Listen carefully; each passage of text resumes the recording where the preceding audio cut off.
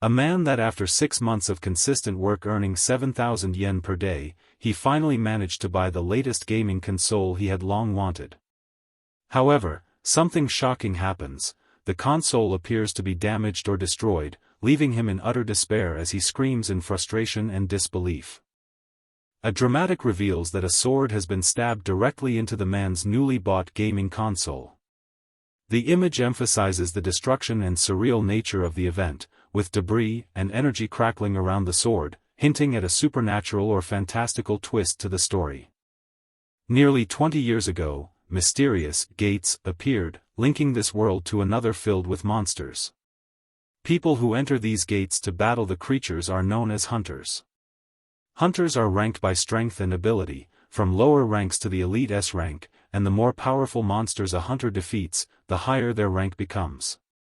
The protagonist introduces himself as Katajiri, a 28-year-old F-rank hunter who struggles to survive by doing low-level grunt work.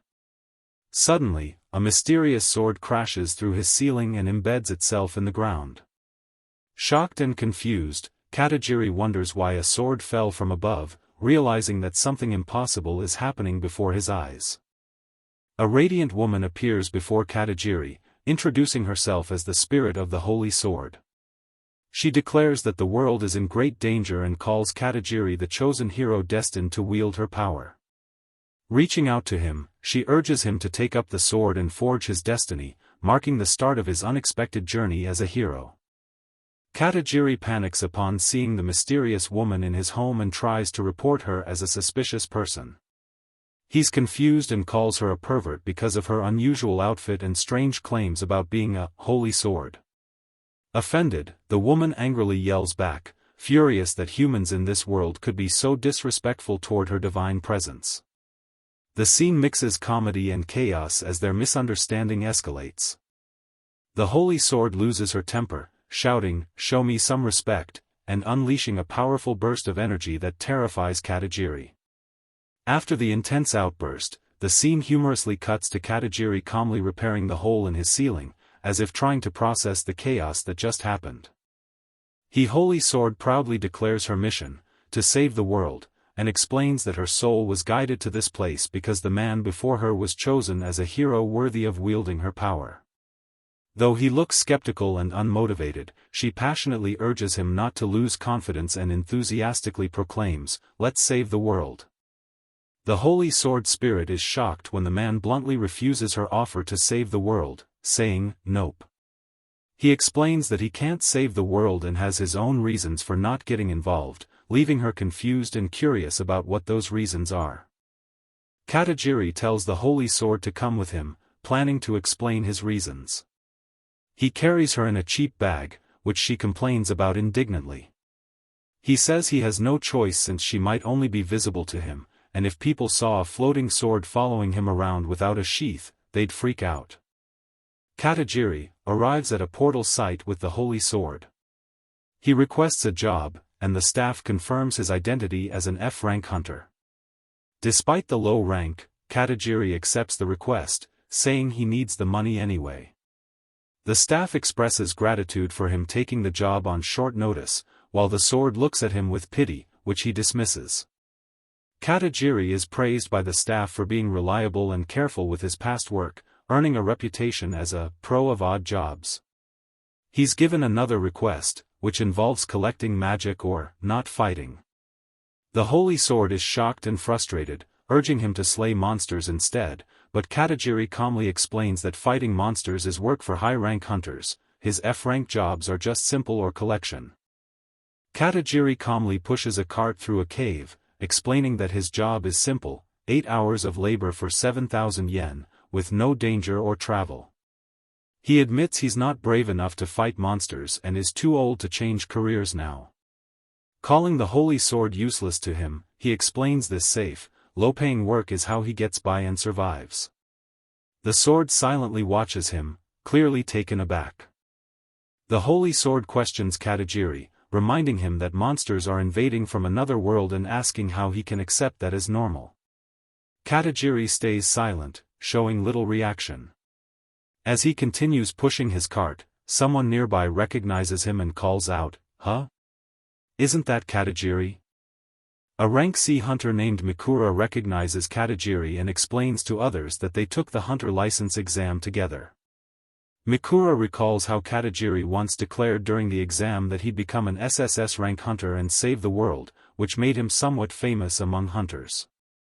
Mikura and his friends laugh at how Katajiri once claimed he'd become an SSS rank hunter, mocking him since the highest rank is only S rank. Mikura proudly mentions that after 5 years, he's now a solid C rank hunter building his career steadily, while Katajiri remains stuck as a lowly F rank worker. Mikura mocks Katajiri by kicking his cart and boasting, "Talent is cruel, huh?"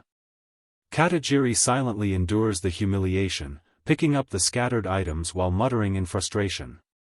Despite being insulted, he brushes it off, saying that at least he still has work to do. Katajiri smiles brightly and thanks Mikura, saying he'll count on him from now on. Mikura, annoyed, dismissively orders Katajiri to haul the ore. Despite the insult, Katajiri stays calm and tells his companion not to worry, while the spirit angrily protests how Katajiri can tolerate being treated that way. The Holy Sword scolds Katajiri for being the biggest coward among all heroes she's seen. Katajiri admits that he just wants to avoid conflict because he doesn't want anyone to hate him. He insists he's doing what he can and that's enough for him, but the spirit questions whether that mindset is right. The Holy Sword warns that if Katajiri hides his true self just to avoid being hated, no one will ever truly understand him. Katajiri accepts this, saying that's simply how he chooses to live. The scene then shifts as he checks a map on his device, saying, "This should be it." Katajiri wonders about Mikura's plans while checking his device, noting that they would normally carry the ore outside the gate. Suddenly, a massive monster appears, a rank D gate monster called Reborn Rafflesia, a terrifying plant-like creature with enormous vines and a gaping maw. Katajiri and the elf hide and observe the giant monster in the gate. The elf notes she's seen it before, but it looks much bigger than usual. Suddenly, Mikura calls out to Katajiri, yelling for him to hurry and bring the ore over. Katajiri, startled and sweating, realizes something strange is going on as he looks toward Mikura. Katajiri is shocked to see Mikura feeding ore to the monster. Mikura smugly explains that it's a life hack. By feeding the monster ore, he makes it stronger, then kills it to earn greater achievements. He mocks Katajiri, calling him a bottom feeder who wouldn't understand, since killing weak monsters doesn't add much to one's record. Mikura, consumed by ambition, feeds more ore to the monster, shouting for it to grow stronger so he can defeat it, rise in rank, and become famous faster. The elf girl panics, warning that he can't do that, while Katajiri watches in confusion and fear. The Holy Sword urgently explains that a gate acts as a breeding ground for summoning another world. Once a monster fully matures, it will be summoned into reality, appearing in the real world and causing massive destruction and casualties in the city.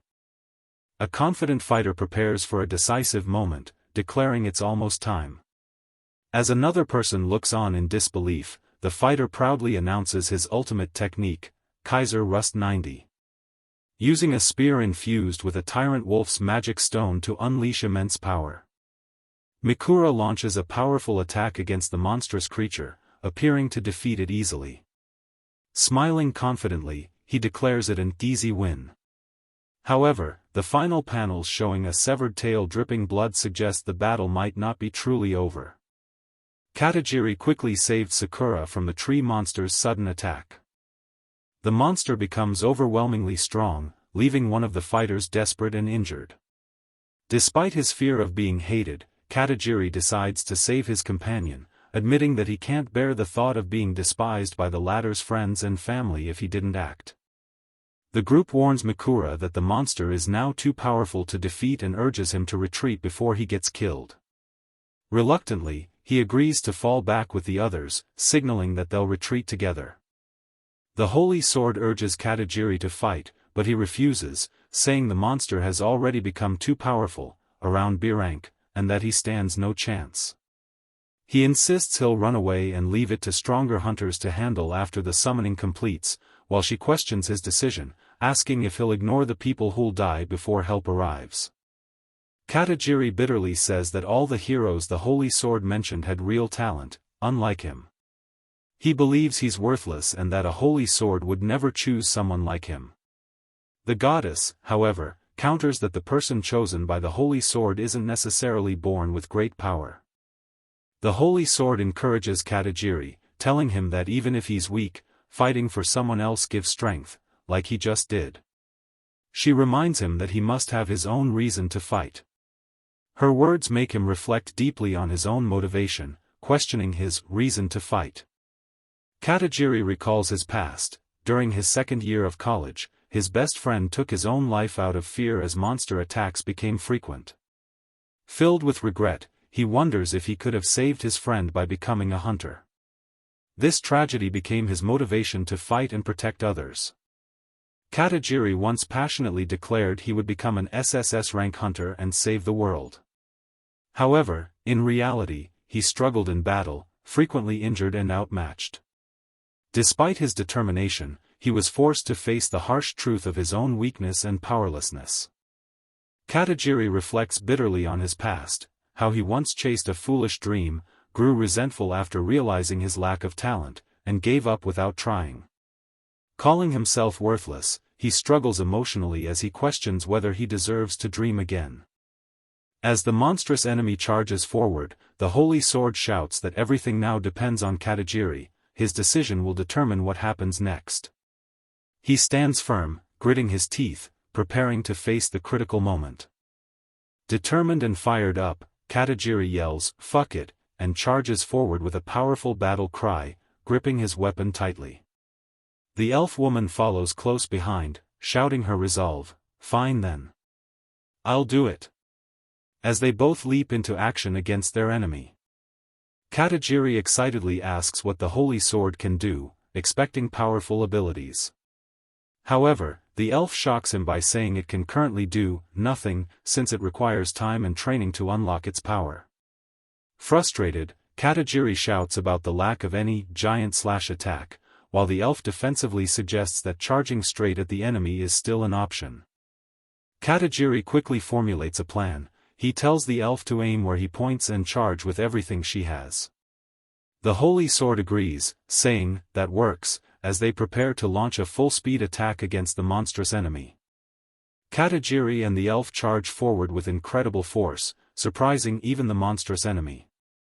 As they launch their attack, the beast is caught off guard, and Katajiri yells in shock and excitement as they speed ahead at full power. Katajiri speeds forward uncontrollably while the Holy Sword panics, shouting that he's moving too fast. She explains she can't stop once in motion, comparing herself to a tuna fish. Katajiri struggles to steer, cursing as they barrel straight toward the monster. Katajiri charges head-on into the monster, shouting fiercely as he drives his sword through its massive jaws. The impact is intense, with the creature roaring in pain as it takes a direct hit from his powerful strike.